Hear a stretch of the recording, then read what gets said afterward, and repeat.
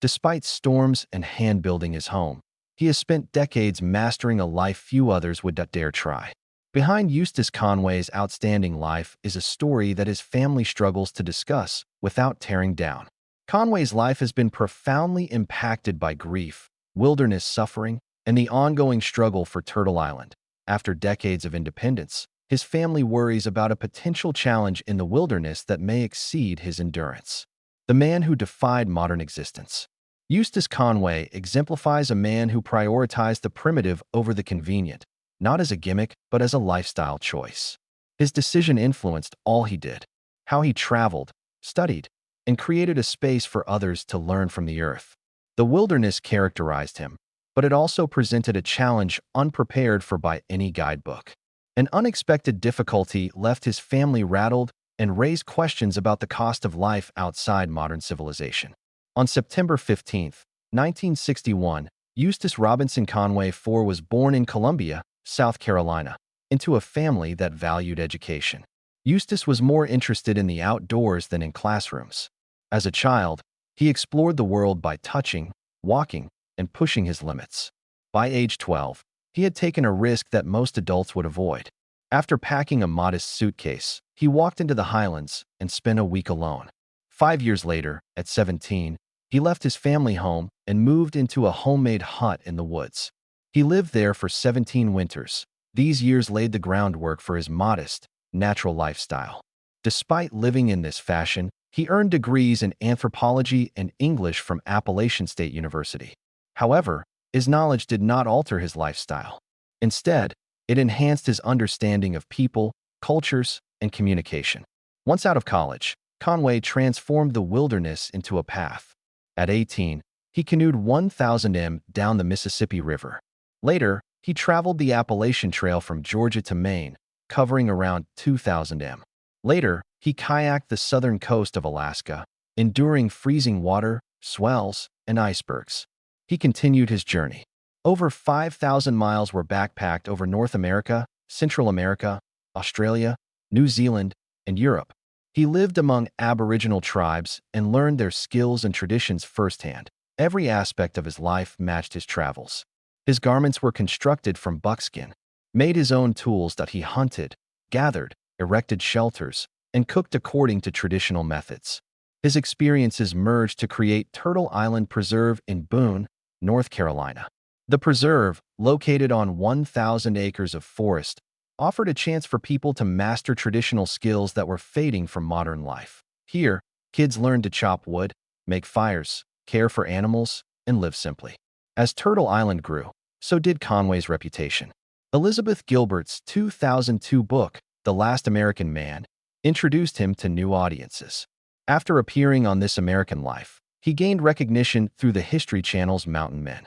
Despite the attention, Conway remained devoted to his original course as a young man. No changes were made to the clothes, tools, or land. He operated Turtle Island with a focus on work, simplicity, and self-reliance. The outdoors may shape life in unexpected ways, even for the most seasoned.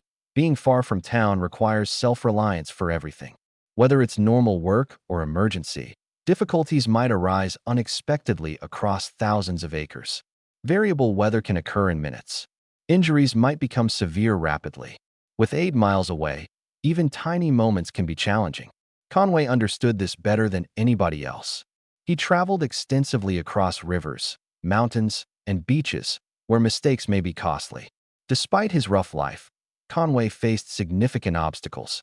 Though he rarely discussed his troubles, they would eventually follow him into the woods. Personal issues. Living in the wilderness gave Eustace Conway a purpose. However, it also presented other obstacles that were rarely captured on camera. His unconventional lifestyle led to social, economical, and physical challenges. One of his main challenges was loneliness. Conway resided far from towns, neighbors, and infrastructures that most people rely on. Primitive existence provided independence and space, but also produced distance. His family acknowledged his decisions, but the divide was real. Holidays, birthdays, and family occasions were missed due to Conway's constant work, building, and land maintenance. His romantic connections also saw hardship. Initially, partners praised his enthusiasm, But life at Turtle Island introduced early mornings, hard work, long days, and limited privacy. Everyone struggled to keep up. In time, seclusion impacted more than his routine. The emotional environment around him was molded. Financial difficulties were another significant issue. Turtle Island was created on passion, not fortune. The preserve relied on donations, workshop fees, small grants, and personal contributions from Conway. Repairs were delayed due to limited financing in certain years. Buildings, tools, and animals require constant maintenance. Costs like as insurance, land, and basic upkeep remained consistent. Conway worked tirelessly to maintain the preserve, but financial pressure persisted. He had to pick between growing a program and repairing storm damage in certain months. The preserve survived, but it required ongoing sacrifice and stretching. His lifestyle imposed significant physical challenges. Decades of chopping wood, hauling supplies, riding horses, building structures, and managing property caused physical strain. Work was nonstop. Winter, summer, rain, heat. Repetitive actions caused joint pain, muscle strain, and unresolved injuries. Exposure to cold mornings, scorching afternoons, and lengthy nights increased wear and tear. While Conway rarely complained, those close to him recognized the signals. The symptoms of overwork include slower movements, tense shoulders, and a fatigued appearance. The biggest challenge Conway faced was natural disasters. Turtle Island was situated on a vast area surrounded by forests, waterways, and small mountain roads. Heavy storms can transform anything overnight. Floods destroyed footbridges. Strong winds caused fencing and roof damage. Trails became muddy during rainstorms, making access to specific areas of the preserve impossible. A storm ripped open a barn roof, prompting Conway and volunteers to cover it with tarps while repairs were performed. A recent flood caused debris to restrict entrance to a teaching location, requiring days of cleanup. Each disaster disrupted workshops, damaged resources, and raised costs. Conway frequently sought assistance. Although preferring to handle tasks independently, the load of obligation remained consistent. Conway felt accountable for both the land and the knowledge he taught. Students sought advice. Families sent their children to learn. Volunteers rely on him for safe, preserve operations. His choices about animals, structures, trails, and programs had significant implications. Even a little absence could cause the preserve to lag behind. He was constantly under pressure, causing stress that never subsided. Conway persevered over all challenges. He remained committed to teaching, building, and living his beliefs. But those closest to him knew his challenges were significant. They formed him in ways the public rarely witnessed. They laid the stage for a deeper loss. The partner he trusted most ultimately caused this loss. Loss transformed him. For decades, Eustace Conway carried the burden of Turtle Island alone. However, one individual always supported him: Preston Roberts. Those who visited the preserve were familiar with Preston. He was more than a guest or aide. Besides being a teacher, outdoorsman, and craftsman, he possessed the same feel for understanding the soil as Conway. Significantly, he co-founded Turtle Island Preserve and developed it from the ground up. Conway and Preston met in 1982, before Turtle Island gained global recognition. Their bond was immediate. They shared similar interests, a fondness for traditional skills, and a commitment to manual labor. A friendship lasting approximately 35 years began with that first meeting. Preston stayed by Conway's side during all seasons, projects, and storms. Although they had distinct personalities, the land seemed to align them perfectly. At Turtle Island, Preston became Conway's right-hand man. He was present when needed to build something that he provided counsel to students when needed. Preston assisted Conway in implementing his project idea. Visitors reported observing the two men working together from daylight until sunset, communicating via regularity and familiarity. Their understanding of each other made the work flow naturally. Their duo gained expanded exposure through their appearance on History Channel's Mountain Men. The show's viewers noticed Preston's calm presence and connection with them. However, Preston's diagnosis of an inoperable liver malignancy in 2017 changed everything. The event was sudden and unexpected. Even his loved ones were surprised by his rapid decline in health. After a lifetime of working outdoors, teaching, building, carving, and writing, the guy confronted an insurmountable challenge. Preston died at home on July 24, 2017, surrounded by family. The preserve became quiet in subsequent days. The loss was felt quickly by those who knew him. The show sensed it. The community sensed it. Conway felt it most heavily. The response from fans nationwide was quick and sincere. Many viewers saw Preston on Mountain Men and appreciated his honesty and sincerity. A fundraising for his family immediately surpassed $100,000. Those who had never met him wanted to assist his wife and children. Messages, anecdotes, and expressions conveyed the significance of his participation on the show. The loss was personal for Conway and could not be quantified. Preston was described as one of his greatest blessings, highlighting their strong bond. They spent their adult lives working together, sharing seasons, storms, repairs, projects, and chats on their common land. Losing Preston was more than just losing a buddy. Part of the structure that supported Turtle Island from the start was removed. Following Preston's death, the preserve continued, but the absence remained noticeable. Conway now does tasks that previously required two coordinated pairs of hands. Students that visited the preserve detected a missing voice. Volunteers sensed the void where Preston previously stood. Even Mountain Men spectators noticed the change. Preston's absence altered Turtle Island's orientation. He was involved in various aspects of the preservation, including teaching, construction, leading, and planning. Conway rethought program management, project management, and preserve progress without him. Preston's death had lasting impact, even years later. Conway found his friendship etched in the terrain, evident in the cabins, trails, and preserve corners they maintained together. As Conway moved forward, he encountered another challenge. This time, disputes imposed additional pressure on his life and career, not nature. A contentious aspect of Eustace Conway. Eustace Conway's increase in fame led to more than accolades. Criticism of his public platform included his television portrayal, support for Turtle Island, and management of the preserve behind the scenes. A huge dispute arose from the show Mountain Men. Although many viewers praised Conway's skills and routines, other critics believed that the show exaggerated some scenes for dramatic effect. Residents near the preserve reported that the series occasionally exaggerated the urgency or peril of mundane duties. Conway's ability were not questioned, but rather how reality TV standards influenced his daily work. Natural calamities caused damage to portions of Turtle, prompting further criticism. Island. Storms and water caused significant damage to buildings, paths, and instructional structures on the land. Conway solicited assistance from fans nationwide, resulting in donations. Many recognized the need for support, but several questioned the preserve's fundraising efforts and the lack of long-term planning or established finances. There were occasional allegations of mismanagement at Turtle Island. The preserve was criticized by former workers and visitors for being unorganized during busy seasons, particularly when big groups attended lectures or workshops. Concerns included imprecise planning, uneven workloads, and challenging building maintenance requiring regular care. Although students and staff enjoyed Turtle Island, criticism contributed to the issues Conway faced as it grew. Despite this, Conway continued his land work. Some saw him as a passionate teacher with a unique lifestyle. For some, his method sparked concerns about structure, safety, and long-term sustainability. However, these tensions led to the subsequent land-based fight, the Battle of Turtle Island. Battle for Turtle Island. Turtle Island Preserve experienced its greatest challenge in 2012. Eustace Conway hand-built the preserve for years.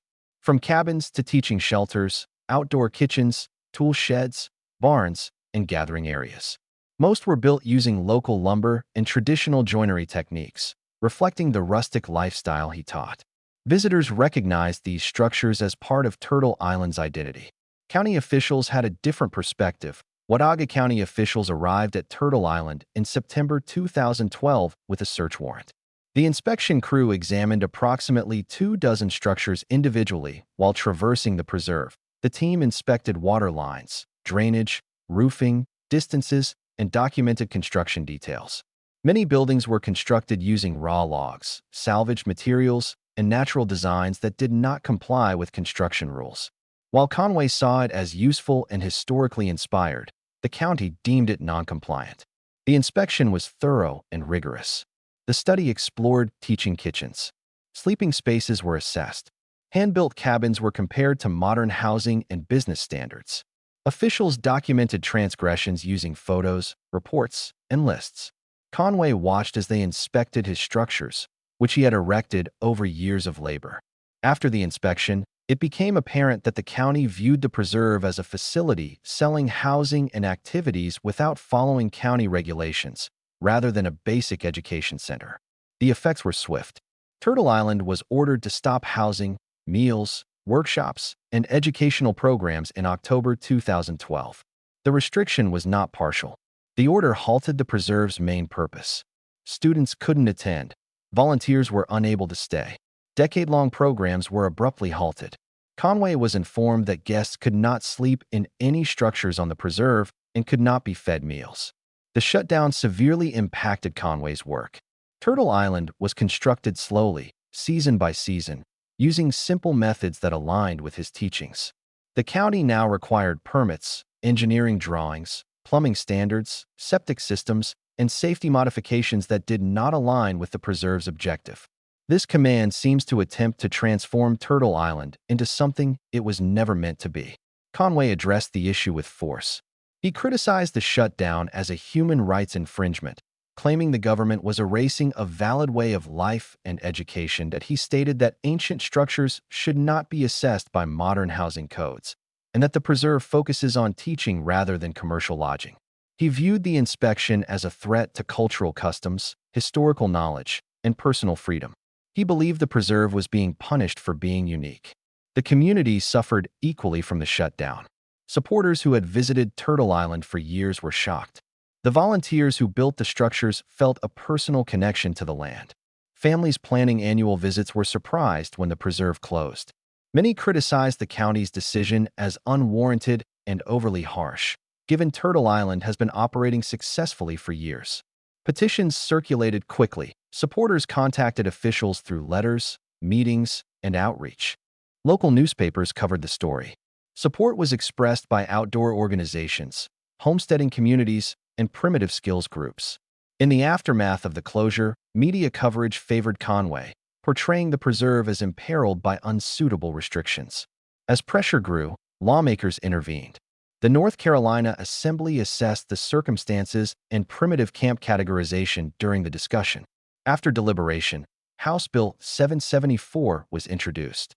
The bill allowed primitive camps in North Carolina to operate outside regular construction rules if their purpose and buildings align with traditional, natural, or historical techniques. After the 2013 measure passed, Turtle Island was excused from meeting current building regulations. The preserve can work as intended, using natural resources, hand-built huts, and modest structures for primitive skills instruction.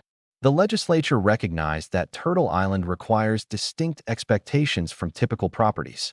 Once the bill passed, the shutdown order was lifted.